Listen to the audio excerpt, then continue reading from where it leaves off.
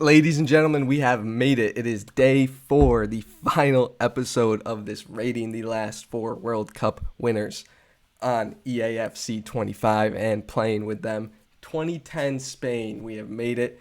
What I am saying is the second best World Cup team that we have seen out of the last 4 World Cups. And yeah, let's see how this team matches up against the other ones in foot. Now this team that I'm going to put together is decent, but it's still bad. There's some good stuff here. There's some bad stuff here. It should be better than that Germany team yesterday, but let's hop right into this without any further ado with the team. Now, starting off in goal, we have an interesting one. Now, very interesting little tidbit here. Pepe Reina is in the team. He was the backup keeper. Casillas was the starting keeper. Now you're like, Joe, why aren't you using Casillas? Well, we're gonna use those 97 shapeshifters Casillas to try to make this as easy as possible for us. What that means is we have a 76 in goal. Now, what I was gonna say is De Gea was on the preliminary squad, the 30-man roster that was first announced.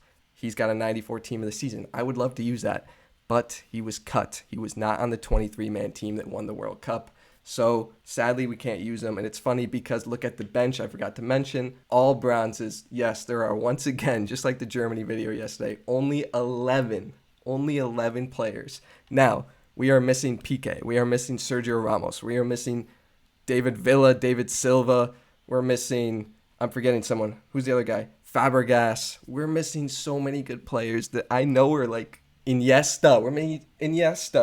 Oh my gosh, we're missing so many amazing players that would be starting in this game that probably will be in EAFCs in the future. They just coming out of retirement. I don't know why they don't have icon cards or hero cards yet. They should 100% be in the game. So maybe this challenge will be easier on a different FIFA. But for now, this is the team we're dealing with. Right back actually is pretty easy. We do have Jesus Navas at the end of his career, but he's still hanging in there, man, and playing well. Next up, we have the main man, Raul Albiol. Look at that gray in the beard. Gonna be a little problematic. We already know center backs are kind of an important position to have. We saw that in the France team. But again, this back three is not shaping up to be all that great. But that is all right, though, because Carlos Puyol is going to be filling in at the other center back. He is a CDM, but we have a bunch of CDMs, so we need him in other positions. So he will be playing center back today. And speaking of those CDMs, we have the main man, Xabi Alonso. He's going to be coming in at CDM. The manager of Real Madrid, Xabi Alonso, is in at CDM. At the other CDM, I'm surprised this dude doesn't have a better card than his 81, but Sergio Busquets, I actually might move him. I don't know yet, but for right now, he's going to be playing as the other CDM. It's kind of easy to just do this backwards here now because we're going to go to Fernando Torres at striker. I could not get my hands on this card. I was going to use De Gea for a while as the 11th person because this card did not exist on the market. And just after the Germany game, I checked to see if he was back on, and there was like 6 of them. So I snagged him up. So happy we get to use a striker. He's an 87.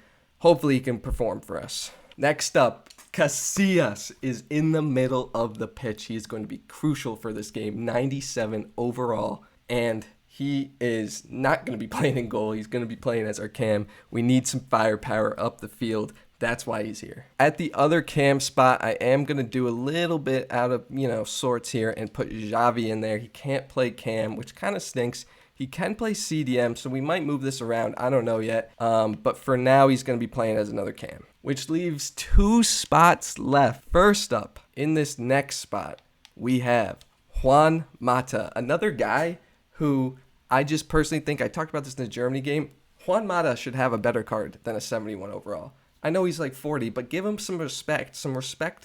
I don't know what the promo would be called, but put some respect on his name. Same thing with Busquets, absolute legend, still kicking, still playing. He should have a better card. 38 pace is very bad, but he's going to be playing at cam. And then at left back, we have someone who does not play left back, and that is Pedro, who's a right winger. Now, I think I'm going to switch this team around. Give me 1 second. All right, I think this makes a little bit more sense. Busquets is going to be playing left back. Xabi CDM. Pedro will be on a cam spot. He is a right winger or a left winger.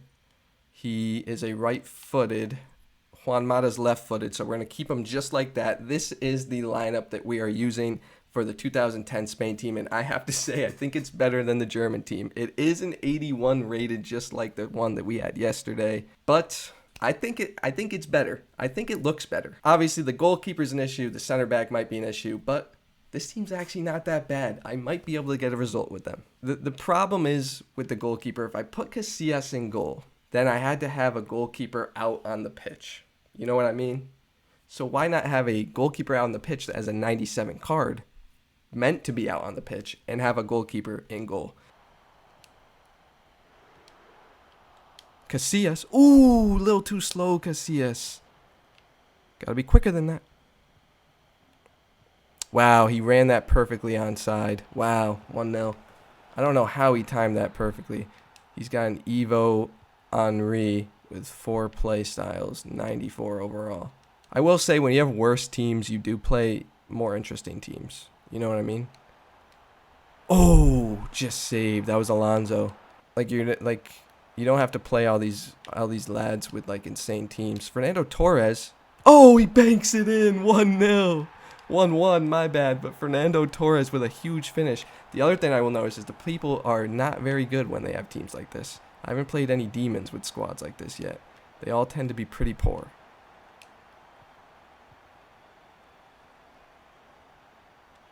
Casillas letting one rip.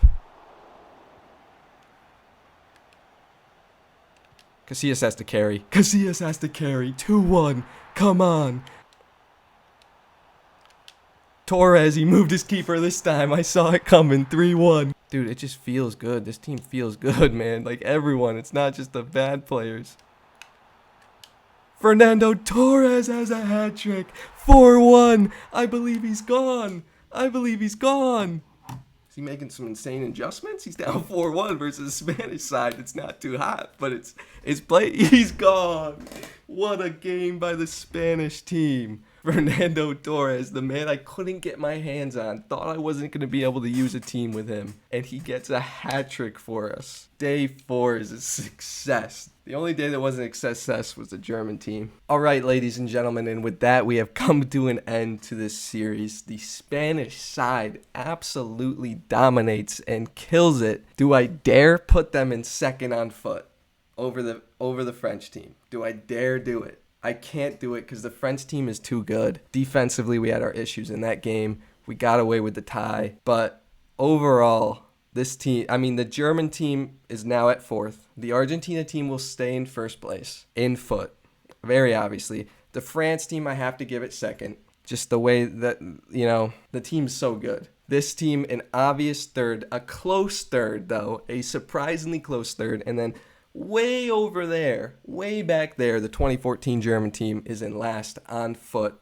for these teams. Germany and Spain, obviously, with only 11 players, which made it kind of difficult. We had to move things around. But this Spanish team was fun to play with, and they felt good. I'm not joking when I say these passes that they were making, and Pedro and Juan Mata were playing like really good cards. Just they were able to move it. I think it was just the Spanish chemistry, the tiki-taka. It was just built in them. But what a way to end the series, man.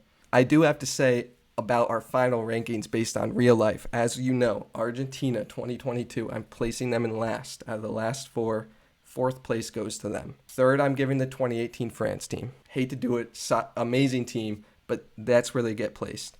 And then yesterday I said that the German side was number 1, meaning this Spanish side was number 2. This Spanish side lost their first game. They lost to Switzerland, a team that didn't make it out of the group stage. Similar to Argentina, who lost their first group stage game against Saudi Arabia, another team that didn't even make it out of the group stage. They then took care of business against Chile in their group, and I forget the other team that they beat in their group, to then make it to the knockout stages where they did not give up a goal for 4 games. They did not give up a goal in the knockout stages. Unreal. The defense was amazing. When you look at that team, of course the defense is going to be amazing. But to not give up a goal and to win all those games, 1-0, I think they won 1-0, 1-0, 1-0, and I think they won one game 2-0. And to just be dominant. Like, they dominated those games. The Netherlands game and Iniesta's game-winning goal, absolutely amazing. Didn't have to do penalties at all.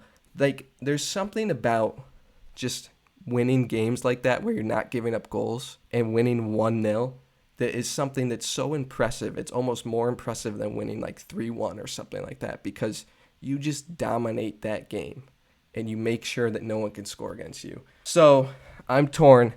But the reason I am putting Spain in second, officially I'm putting Spain in second, is because they lost the game, 1, and 2, Germany just had some absolutely dominant performances. I said the 1-0s were dominant, but winning 7-1 is it doesn't get much more dominant than that in Brazil against a team. With that being said, to wrap things up on this series, my final rankings for in foot are the best team to play in foot out of the last 4 World Cup winners, 2022 Argentina, second 2018 France, third 2010 Spain, but a shocking third and an impressive third, and then finally last, don't try it, don't ever even attempt to play with them, the 2014 Germany squad.